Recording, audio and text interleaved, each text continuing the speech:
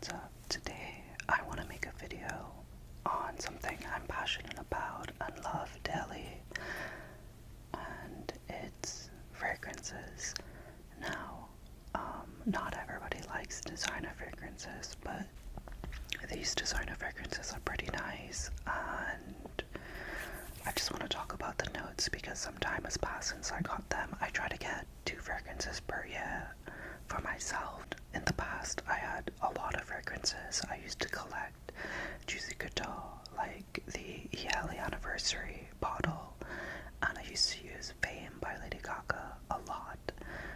I had Jupe, I had a bunch of YSL, I had Dior, but nowadays I try to keep it simple, and I try not to have so much clutter in my house, and that includes fragrances. I really want to get into the scents and talk about what I like about them and what I don't. I got these during Christmas.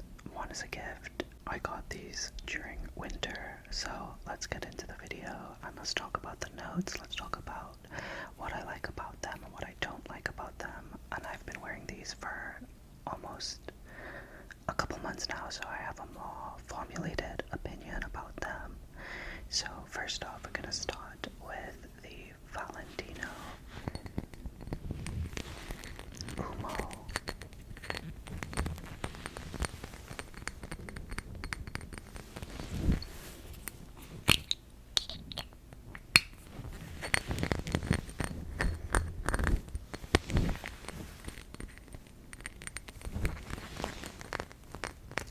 So this is Valentino Umo Bon Aroma EDT.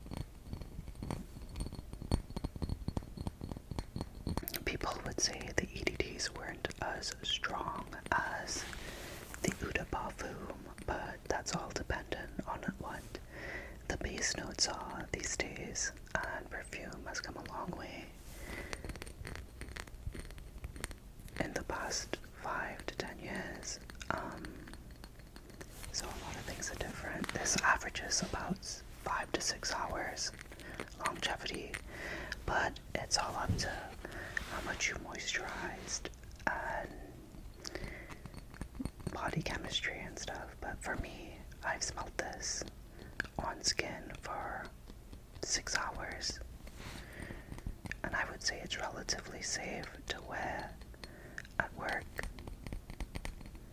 and a little goes a long way. Violet leaf.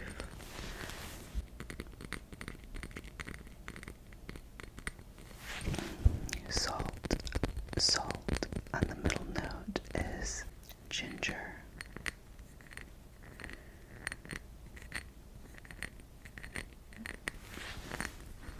Sorry, the middle note is sage, and the base note is ginger.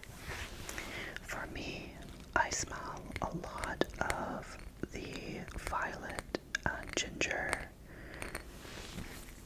and I feel like the ginger stays for most of the scent. Now, is this my favorite scent? No. But I think it's a really nice masculine scent, and the bottle looks beautiful.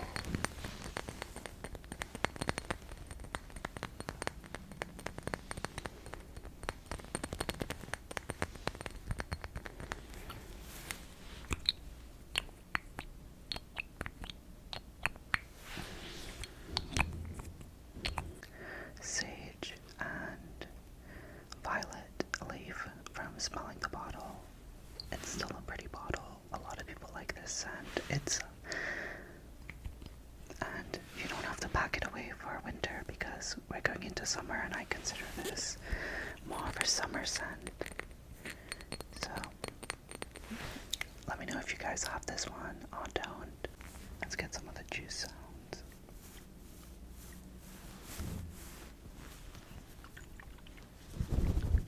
So this scent is what I'm wearing for most of the time, but now that it's heating up and we're in spring, I think I'm gonna have to pack it away unless I'm going out to the club. But this is the Bon Aroma Flanker Intense.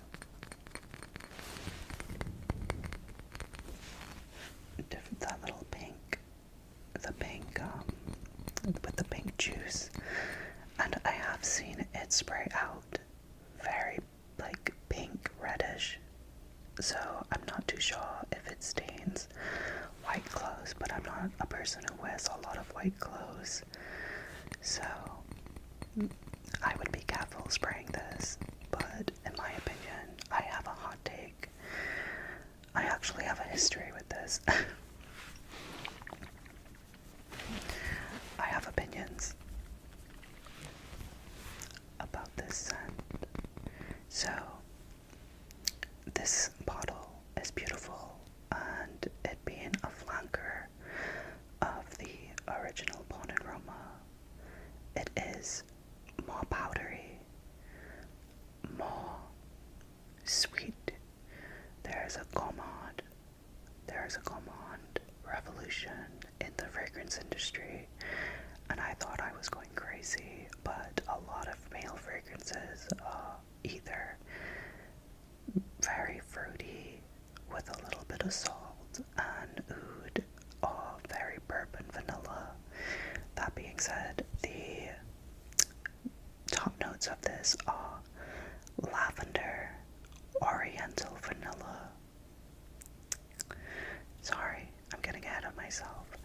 So this scent is described as a lavender, oriental vanilla, aromatic, woody, fresh, spicy, powdery, earthy, sweet scent.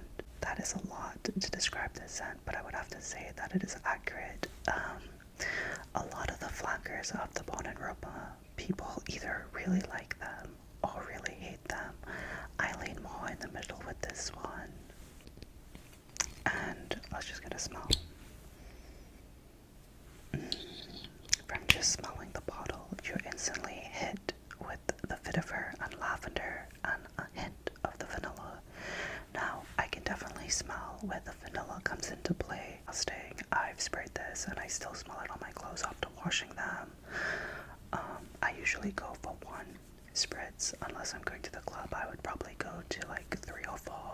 Very intoxicating because you want to smell a night out club scent. But for me, I've been getting, maybe I'm going a little nose blinded now, I've been getting a lot of lavender, and I have a relationship with lavender that, I don't know, to me it just smells like cleaning product, and I don't want to smell like that. So I've been like almost like hating it now, but it's kind of addictive, whereas the lavender I dislike, but the powdery softness of the vetiver attracts me back to it. Does that make sense? So I definitely have a interesting relationship with this one.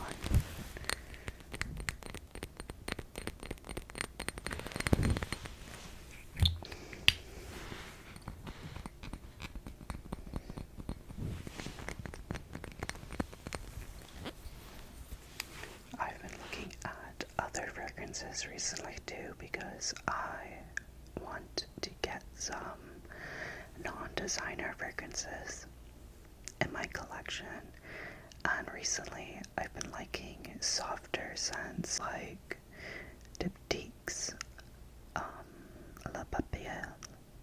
I really like that scent. Sorry if I mispronounced it.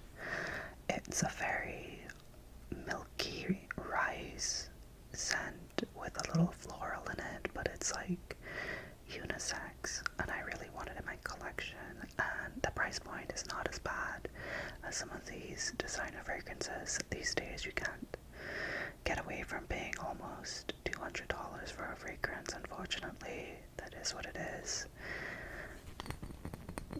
But that's my take on the Valentino. You either love it or you hate it, but I prefer this juice over the original EDT. Well, not original, but the flanker of the EDT, along with Stargazer and I forget the name of the coffee apple scent. Oh well. Lastly,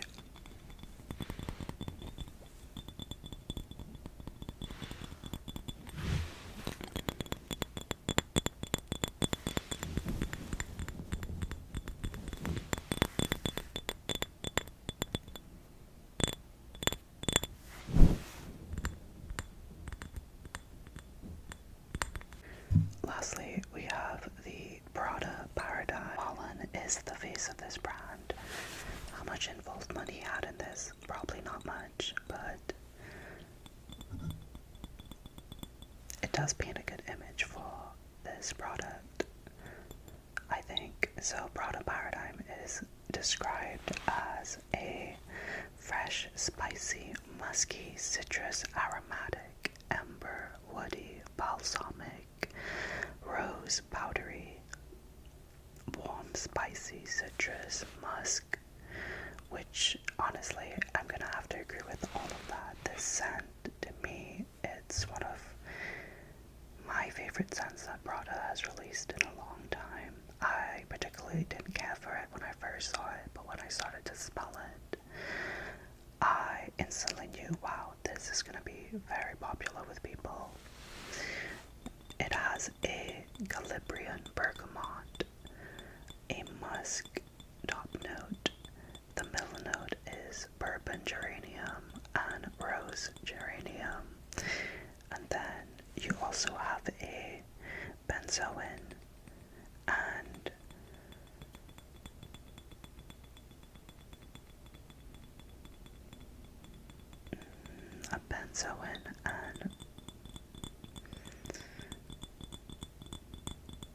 then you have a balsamic note to it and a kayak wood as the last base note.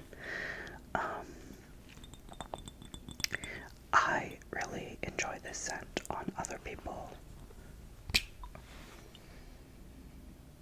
Out of the bottle, like when you smell the bottle, which is honestly is the worst way to smell a fragrance, you don't get all of those scents. Let's just spray some. Yeah, like out of the bottle, you get a lot of the geranium rose and a lot of woody balsamic. Like at first I never knew like the balsamic was in there until I checked the notes, but I definitely smell it. And the dry down is so nice because like you're instantly hit in the air with this rosy, savory, sweet. It's so addictive, it's so woody, it's so fresh, and just it being in the air right now, you can still smell that. And the dry down on skin is so different for everyone. On me, it almost smells like a chocolatey consistency, but I tend to go for more simple gourmand scents, just because like that's how my skin reacts to things. I would like when I wore the Fame by Lady Gaga, I would get a lot of the saffron and apricot scent, which to this day I want more of, and I've been like searching. The fragrance that I've been really into that I smelt is obviously the La Papier from Diptique and Mind Games Queening, which my friend introduced me to, and I smelled those last month, and it was so delicious. It was like a high-end whipped cream, rummy, saffron. It was just so good, and it was like potent. I remember going to the car with the tester, and it just invading the space with the scent. It's definitely on my list of fragrances that I really want to own. But for now, budget, save, you know. So, the Diptique and Mind Games Queening are definitely on my radar. Another designer fragrance which I personally like is the YSL La Parfum. I haven't purchased it, but I enjoyed that scent. I wore it and I went to bed smelling it, thinking about it and wanting it. It's a orange blossom vanilla scent. It's super woody, it's super clean, it's more vanilla than anything, but it works really well. I love that scent. So that also prompted me to smell Baby Cat, and which was really disappointing to me, and that broke my heart because I hyped it up in my mind. And that's just another reminder not to buy blind fragrances. Go out there, have the experience, smell it, wear it on your skin, then purchase it. Because this is an expensive habit to have.